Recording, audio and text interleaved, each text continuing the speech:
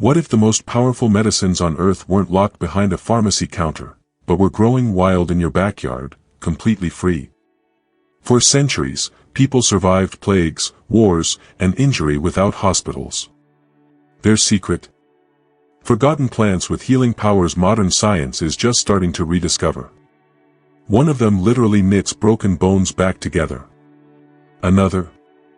NASA used it in space to protect astronauts. And number 17. It's so potent it works against antibiotic-resistant infections. The pharmaceutical industry doesn't want you to know about these. But after this video, you'll never look at weeds the same way again. Imagine standing on a medieval battlefield. No anesthesia. No antibiotics. No sterilized tools. Just mud, blood, and chaos. And yet, wounded soldiers didn't always die from infection. Why? Because they carried calendula, a vibrant orange flower nicknamed the war flower. Known today by its scientific name Calendula officinalis, this plant wasn't just decoration. It was a battlefield essential. Soldiers would pack the flowers into open wounds to prevent infection and speed up healing, long before anyone had even heard of bacteria. Fast forward to modern times, and guess what? Science finally caught up. Clinical studies have confirmed that calendula isn't just folklore, it actually promotes tissue repair and reduces inflammation. The secret lies in its high content of triterpenoids and flavonoids, natural compounds with powerful antimicrobial and anti-inflammatory properties. You can make a simple calendula salve by infusing the dried petals in oil. That's it.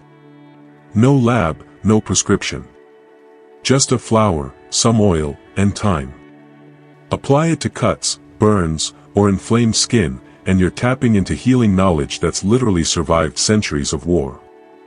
So why did it vanish from mainstream medicine? Simple. You can't patent a flower. And Big Pharma doesn't profit from plants you can grow for free. But calendula is still here. Still blooming. Still waiting.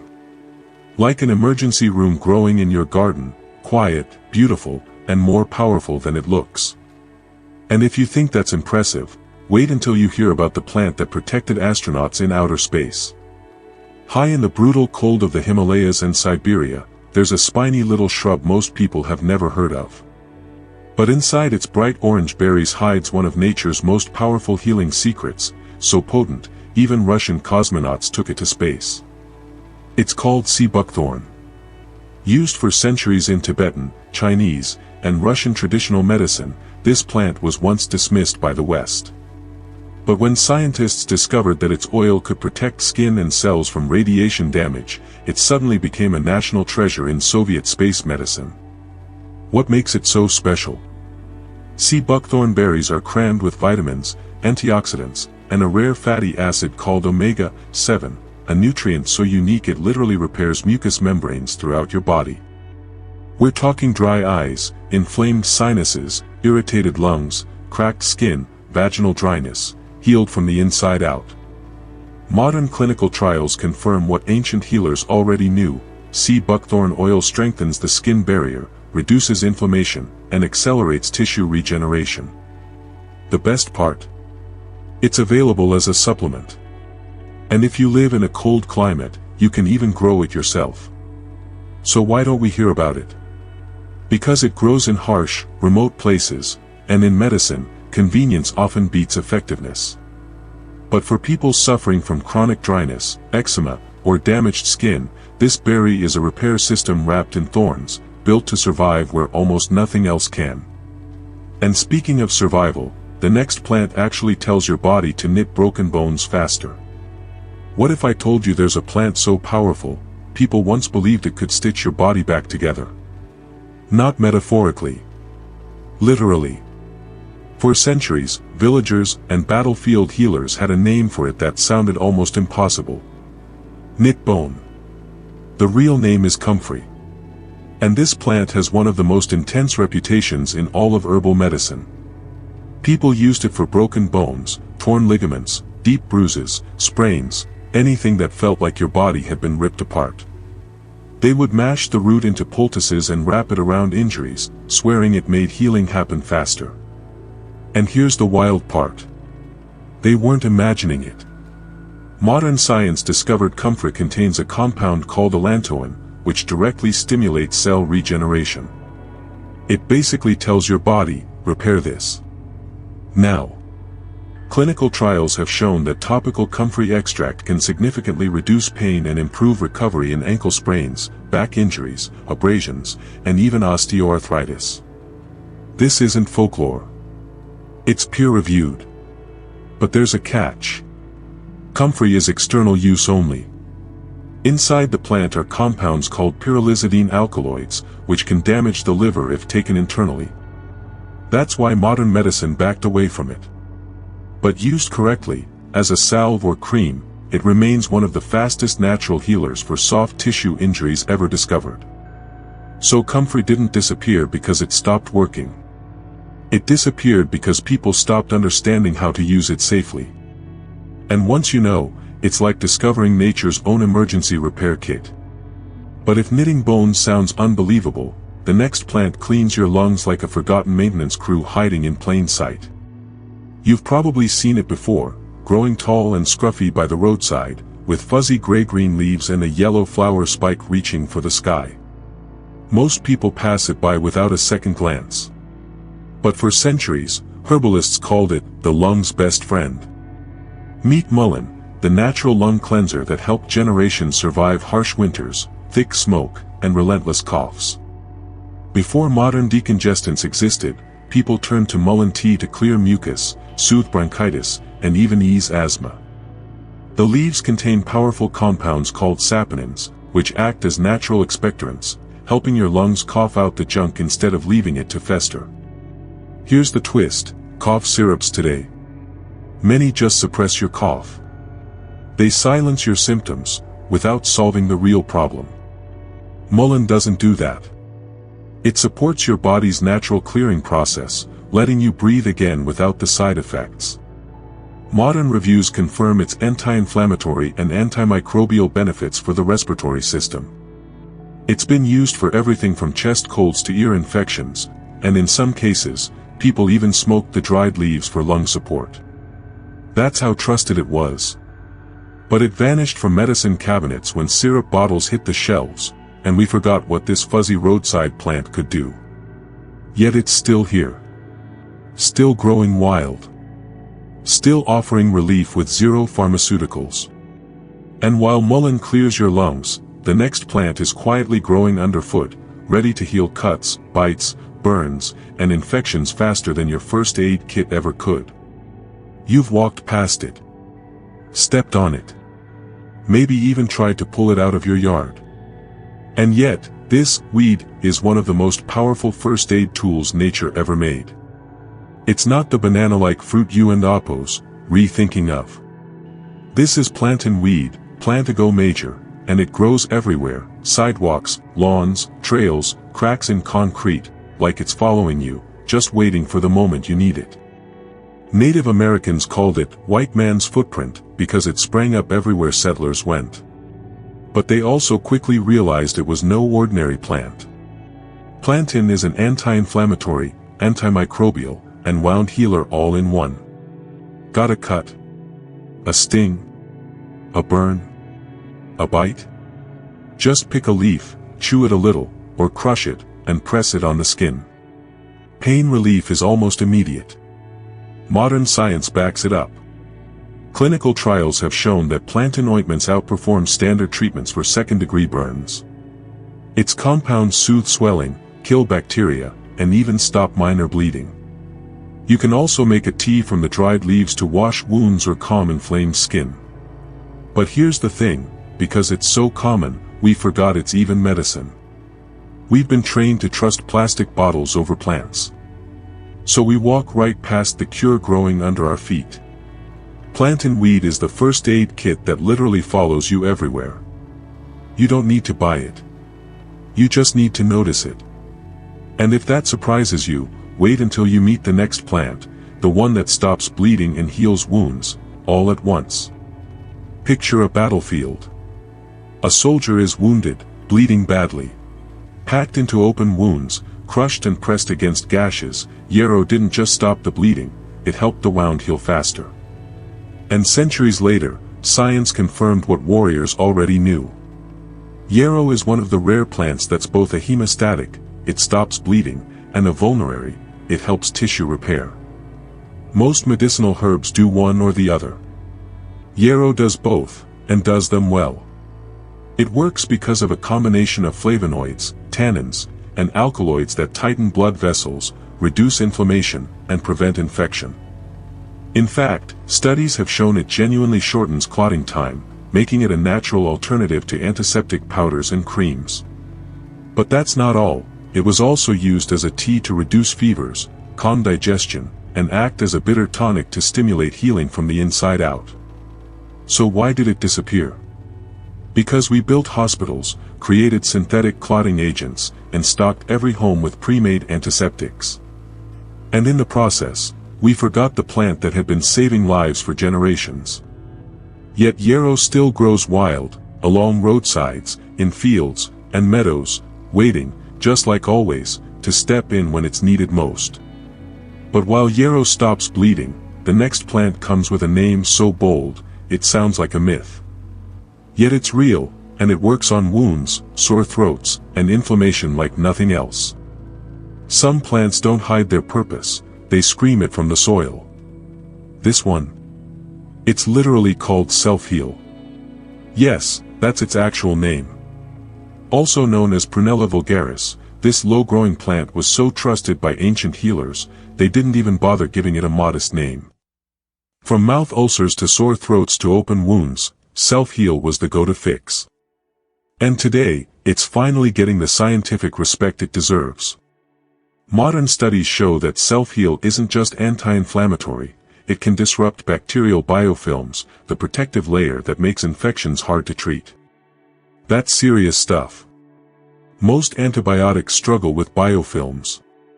This humble purple flower, it tears them down. Used as a gargle, it soothes sore throats fast. Used as a tea, it eases internal inflammation. Applied topically, it helps cuts, scrapes, and canker sores heal faster than they normally would. Best part? It grows wild in lawns, parks, meadows, often mistaken for a weed. But make no mistake, this is a plant that lives up to its name. It didn't get buried in herbal obscurity because it stopped working. It got forgotten because it doesn't come with a brand name or a commercial jingle. And yet it still does the one thing most medicines can't. Heal, naturally, gently, and deeply. But while self-heal works wonders quietly, the next plant was literally turned into candy, because it was that good at crushing coughs. Before drugstores sold shiny bottles of syrup with a dozen unpronounceable ingredients, there was white horehound. And it didn't just treat coughs. It became candy. For centuries, people would boil horehound into strong herbal tea, mix it with sugar or honey, and pour it into molds. The result? The first ever cough drop, a sweet that actually healed you. Marubium vulgar, the plant behind this old-world remedy, is a classic expectorant. That means it doesn't suppress your cough, it makes it more productive, helping you clear out the mucus instead of letting it rot in your lungs. The active compound, marubium, stimulates bronchial secretions and helps break up stubborn congestion. And it's still used in European herbal syrups and lozenges to this day. But in the US and much of the West, it faded out. Not because it stopped working, but because synthetic syrups were easier to market and mass-produce. Still, white horehound hasn't gone anywhere. It grows wild in herb gardens, fields, and neglected corners of the countryside, quietly holding on to its legacy as the plant that made medicine sweet. And unlike modern cough suppressants, horehound doesn't just quiet your body's warning signals. It helps you heal. But coughs and colds are one thing, what about full-blown flu? The next plant was the frontline defense during the influenza epidemics of the 1800s, and some swore it could stop the flu in its tracks. Before vaccines, before Tamiflu, before over-the-counter meds lined our shelves, there was Boneset. And during the devastating influenza outbreaks of the 1800s, every household that knew what was coming had some stashed away. Its nickname: the flu killer. Boneset, or Eupatorium perfoliatum, got its name not because it heals broken bones, but because it soothed the intense body aches that came with the flu, so bad they called it breakbone fever. Here's how it worked: the dried leaves and flowers were brewed into a bitter, steaming tea and taken at the very first sign of chills, fever, or deep muscle aches. People would drink it, crawl under the covers, and sweat it out. Why did they swear by it? Because Boneset isn't just a fever reducer, it's an immune stimulant. It helps the body mount a more effective response, instead of just suppressing symptoms. And though large-scale modern trials are still limited, ethnobotanical records and historical accounts are overwhelming. This plant wasn't just used, it was relied on. But like so many traditional remedies, Boneset faded into the background as pharmaceutical options took over. After all, it doesn't come in a cherry-flavored gel cap. And the tea? Incredibly bitter. But sometimes, the best medicine isn't easy, it's effective. Boneset is a reminder that nature has been preparing for pandemics far longer than we have. And it's still out there, growing wild in wetlands, ready to go to war for your immune system. But while Boneset helps you fight the flu, the next plant doesn't fight at all. It calms. Deeply. Naturally. And without knocking you out cold. You know that feeling, when your mind won't stop racing, your jaw is tight, your shoulders are locked up near your ears, and no matter what you do, you just can't relax. That's exactly who blue vervain was made for. Known to herbalists as the nervine of the overthinker, Verbena hustata has been used for centuries to soothe nervous exhaustion, anxiety, restlessness, and tension headaches. But here's what makes it stand out. Unlike pharmaceutical tranquilizers, blue vervain doesn't sedate you. It doesn't fog your mind. It simply helps you exhale. Think of it like a switch for your nervous system, a signal that says, "You're safe. You can let go now." Traditionally, a warm cup of vervain tea was taken in the evening to unwind or during stressful days to take the edge off. The taste? Bitter, yes. But also grounding, earthy, and oddly comforting. It was often blended with milder herbs or sweetened with honey. Modern herbalists and some animal studies suggest it has genuine anxiolytic effects, calming the nervous system without creating dependency, withdrawal, or grogginess. So why did we forget about it? Because prescription sleep aids and anti-anxiety pills became the norm, fast, powerful, and profitable. But those come with side effects, risks, and long-term consequences. Vervain isn't for severe panic or crisis. But for that chronic, modern stress, the tight chest, the restless sleep, the wired but tired feeling, blue vervain offers the gentle reset we've all been craving. It's the friend that doesn't try to fix everything. It just sits with you and says, "It's okay. You're allowed to breathe." But while vervain soothes your nerves, the next plant gets serious about lung health, clearing the kind of deep, stubborn congestion that refuses to leave. Some coughs don't just annoy you for a few days. They linger. Drag on. Get deeper. Harder to shake. That's when ancient herbalists turned to one plant above all others. Elecampane, the deep lung healer that does more than relieve symptoms, it helps rebuild the battlefield. Known as Inula helenium, Elecampane was the remedy of choice for chronic bronchitis, wet coughs, and post-infection congestion that just wouldn't quit. The kind of cough that rattles your chest and saps your energy.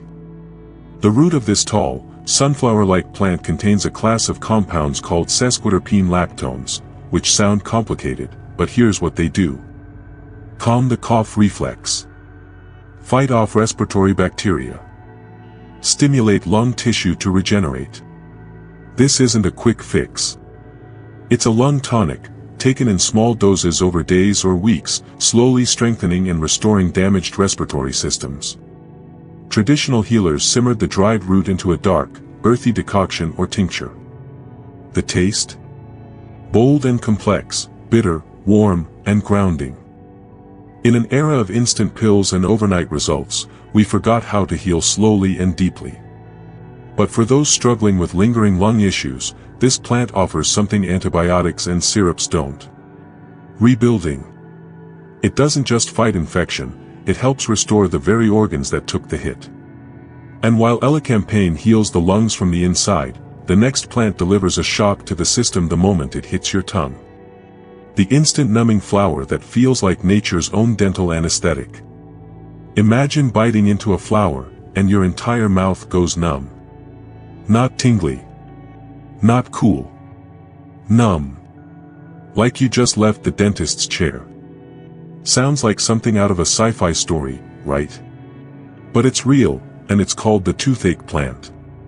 Known scientifically as spilanthes or Ecmella oleracea, this small, spaceship-looking flower contains a compound called spilanthol, which acts like nature's anesthetic. Within seconds of chewing a petal or leaf, your tongue, gums, and lips start to buzz, tingle, then go numb. Traditional healers knew exactly how to use it. For toothaches. For mouth ulcers. For sore throats. For any kind of oral pain when nothing else was available. Modern research confirms its power. Spilanthol doesn't just numb, it also has antimicrobial and anti-inflammatory properties, making it a rare double threat. It relieves pain and helps heal the cause. It's like lidocaine, but alive. And it's easy to grow in warm climates or even in containers. No prescription. No synthetic chemicals. Just a flower with a superpower. So why don't more people use it? Because synthetic gels, sprays, and numbing agents flooded the market. And once again, a plant that worked too well got pushed aside. But once you experience the effect, you'll never forget it. It's immediate. It's intense. And it's 100% natural. But while toothache plant stuns your mouth, the next one quietly works beneath your skin, offering real, clinical relief for chronic conditions that most creams can't touch. If you've ever battled psoriasis, eczema, or chronic skin flare-ups, you know the cycle: itch, inflammation, frustration, repeat. Cream after cream. Steroids that stop working. Promises with no results. But buried in the forests of the Pacific Northwest is a spiky evergreen shrub that holds a real solution, and this time, there's clinical proof. Meet Oregon grape. No, it's not a grape. It's Mahonia aquifolium, and its roots contain a powerful compound called berberine, a natural alkaloid with serious anti-inflammatory, antibacterial, and skin-repairing properties. Multiple studies have confirmed it. Topical Oregon grape extract reduces scaling, relieves redness, and improves symptoms of chronic skin conditions like psoriasis and atopic dermatitis. That's not folklore. That's peer-reviewed science. It works because berberine fights the underlying inflammation and microbial imbalances often involved in chronic skin issues, something most over-the-counter creams completely miss. The bright yellow inner bark of the root is what you want. It can be made into creams, salves, or tinctures, and used consistently over weeks for noticeable, lasting improvement. Why haven't you heard about it? Because Oregon grape doesn't grow everywhere. It's native to a handful of regions, and pharmaceutical companies never found a way to patent it, so it never made it to mass-market fame.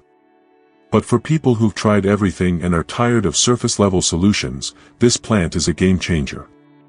It's not about covering up the symptoms. It's about healing the skin from the source. And speaking of healing from the inside, the next plant cleanses your body at its core, through the liver, the gut, and eventually, your skin. Ever feel like your body's trying to tell you something, through your skin? Breakouts. Rashes. Eczema that just won't quit. You treat it on the surface, but it keeps coming back. That's because, often, the real problem isn't on your skin. It's inside. Specifically, your liver and digestive system. And that's exactly where Yellow Dock comes in. Known to traditional herbalists as a blood purifier, Rumex crispus doesn't literally clean your blood, but what it does do is support your body's natural elimination systems, the liver, the colon, and the skin. Its deep, earthy root is packed with bitter compounds and anthraquinones, plant chemicals that gently stimulate bile flow, digestive function, and bowel movement. Translation: it helps your body let go of what it no longer needs. Skin problems that seem untreatable often trace back to what's happening in the gut-liver axis, and yellow dock tackles that connection head-on. Traditionally, it was taken as a tea or tincture in small doses over time, never aggressive, never harsh. It supports the liver's natural detox functions while also easing constipation and improving nutrient absorption. Modern herbal reviews back it up. Supports liver detox pathways. Improves sluggish digestion. Eases chronic skin conditions through internal cleansing. So why was it forgotten?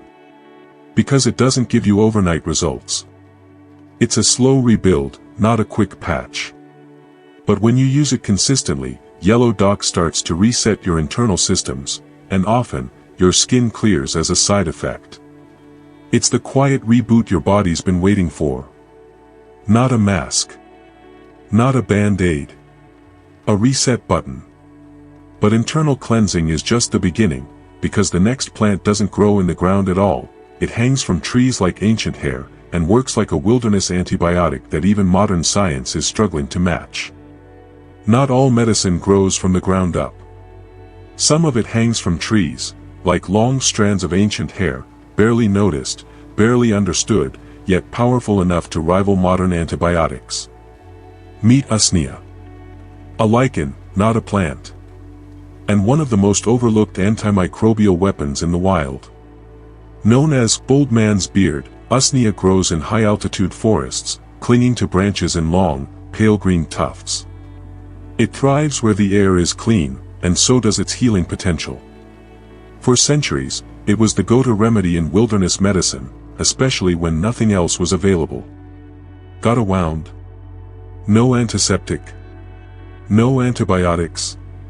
You crushed fresh Usnea and packed it into the cut. Simple. Direct. And shockingly effective. Why? Because Usnea contains usnic acid, a compound with proven antibacterial and antifungal properties, strong enough to fight even some antibiotic-resistant bacteria. Modern lab studies have shown that usnic acid can disrupt bacterial growth and even reduce biofilm formation, the very thing that makes infections hard to treat. It and Oppos, S not hype. It and Oppos, S science catching up to what nature already knew. And while Usnea is most powerful when prepared as a tincture, even a fresh handful from a fallen branch can act as a wilderness bandage in a survival situation. But like so many natural remedies, it slipped into obscurity because it's hard to harvest, slow to grow, and impossible to scale commercially. Still, for those who hike, camp, or live close to the land, Usnea remains one of the most powerful, portable antibiotics you'll never find in a bottle. It's the medicine that hangs quietly from the trees, until the day you really need it. But while Usnea treats wounds from the outside, the next plant is an ancient internal warrior, one that's been fighting infection, inflammation, and disease for over 2,000 years, and modern science is finally paying attention. Some medicines are so effective, they survive the test of time, used for millennia across continents, cultures, and now, finally, confirmed by modern science. This is barberry, the 2,000-year-old infection fighter that might be our best answer to antibiotic resistance. Used in ancient Persian, Ayurvedic, and Chinese medicine, Berberis vulgaris was once a staple for treating everything from digestive infections to liver problems and inflammatory diseases. Healers didn't just recommend it, they relied on it. Why? Because barberry contains berberine, one of the most researched plant compounds in natural medicine today. Berberine has been shown to kill bacteria, fungi, and parasites, fight antibiotic-resistant strains of bacteria, reduce inflammation, improve gut health, support liver function, even help regulate blood sugar and cholesterol. This isn't just folk wisdom. Dozens of published studies and peer-reviewed trials back up what ancient physicians knew by observation. Barberry works. The most potent part. But now, with antibiotic resistance rising globally, researchers are circling back to ancient answers, and berberine is at the top of the list. Barberry isn't just a forgotten remedy. It's a modern medical lifeline with ancient roots.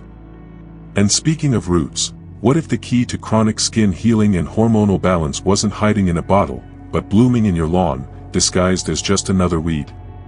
It's everywhere. Scattered through meadows, peeking out from lawns, growing quietly between cracks in forgotten fields. Most people see it, step over it, and never realize what it's capable of. This is red clover, Trifolium pratense, and it's not just another pretty flower. For centuries, red clover was used in traditional medicine to ease skin conditions, reduce inflammation, and support women through menopause and hormonal shifts. Now, science is catching up. Red clover contains a group of natural plant compounds called isoflavones, which act as phytoestrogens. These are plant-based estrogen mimickers that can gently balance hormonal fluctuations, especially during perimenopause and menopause. Studies have shown red clover can reduce hot flashes, ease night sweats, soothe mood swings, support bone density, improve skin health, especially in chronic conditions like eczema and psoriasis. Traditionally, it was taken as a tea over weeks or months, not for fast relief, but for slow, nourishing change. A gentle rebalancing. You can harvest it yourself, just make sure it's from a clean, pesticide-free area.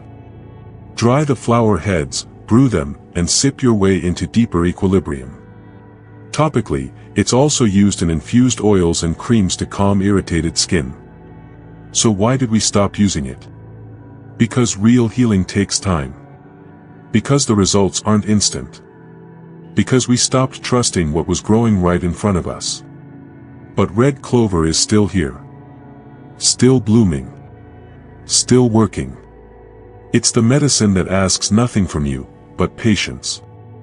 But up next, a plant that was once a miracle fever fighter, then banned, then buried, and today, it's both legend and warning. Once hailed as a miracle plant, then banned as a toxic threat, this next herb tells a story few others can. It was medicine. It was a beverage. It was even the original flavor behind old-fashioned root beer. Meet sassafras, Sassafras albutum, a plant with one of the most complex and controversial legacies in herbal history. Used for generations by Native American tribes and early settlers, sassafras root and bark were prized for treating fevers, rheumatism, and digestive problems.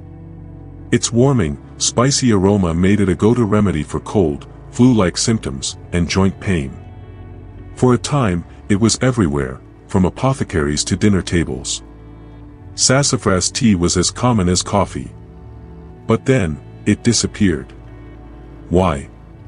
Because of a compound called safrole, found in the root bark. Later studies linked safrole to potential liver toxicity and carcinogenic effects, at least in large doses given to lab animals. This led to a ban on sassafras oil in food and drinks in many countries, including the US. Suddenly, a centuries-old remedy became a cautionary tale. But here's where it gets tricky. Traditional use didn't involve massive doses or concentrated oils, it was mild tea, taken occasionally for symptoms. And while modern science urges caution, it also hasn't erased the very real history of people who swore by its healing properties. Today, most herbalists treat sassafras as historical knowledge, important, fascinating, but not recommended for regular internal use. Some still use saffrole-free preparations, but the debate continues. It's a reminder that not everything natural is harmless. But also, not everything banned was evil. Sometimes, we forget the full story in the rush to erase the past. And as we approach the final plant, prepare to meet the one that inspired aspirin itself. The original painkiller, so powerful it helped create modern medicine, yet gentle enough to soothe the stomach instead of harming it. Long before pharmaceutical giants created aspirin. long before painkillers came in bottles and blister packs. People were already reaching for pain relief, in the form of a wildflower growing near rivers and streams. It was called Metasweet. And it didn't just inspire aspirin. It outperformed it, in one critical way. Filipendula ulmaria is a beautiful, creamy white flower that once filled European meadows. Herbalists prized it for fevers, joint pain, headaches, and inflammation. They didn't know the chemistry, but they knew it worked. Centuries later, chemists isolated its key compound: salicylic acid. It was this very molecule, first found in metasweet and willow bark, that became the blueprint for aspirin. But here's the twist.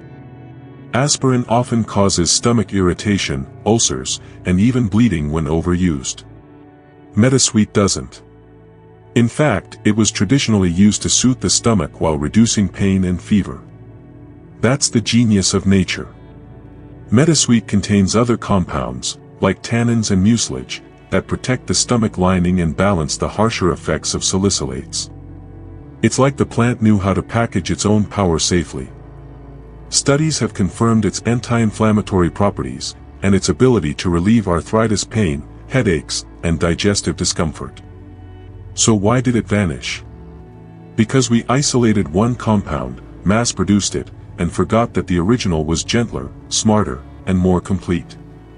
Metasweet is still growing, quietly, humbly, by riversides and wetlands, offering a version of pain relief that's both effective and kind to the body. It's not just a plant. It's a symbol of what we lost when we traded wholeness for convenience. But the real question isn't what these plants do, it's why we ever stopped trusting them in the first place. We live in a world where every symptom has a synthetic solution. A pill, a cream, a bottle on a shelf. But for thousands of years, people survived, healed, and even thrived. With nothing but what the earth provided. These 20 plants aren't myths. They're not folklore. They're evidence that nature got there first, and in many cases, got it right. Some of these herbs fought infections long before antibiotics. Others eased pain without harming the body. And many worked quietly in the background, supporting systems we didn't even know we had. So why did we forget them? Because they can't be patented. Because they don't come with billion-dollar marketing budgets. Because they grow in ditches, forests, and forgotten fields, too wild to be owned. But they're still here. Still working. Still waiting for someone like you to remember. So now I want to hear from you. Which of these plants are you most curious to try? Are you team skin healers? Team lung detox? Or are you all in on ancient immunity? Drop a comment below, I read every one. And if this video opened your eyes to just how much healing has been hiding in plain sight, tap that like button. Hit subscribe. And join our growing community of people choosing knowledge over convenience. Empowerment over dependency. And real healing over quick fixes. Because sometimes the answers you've been looking for have been growing right under your feet the whole time.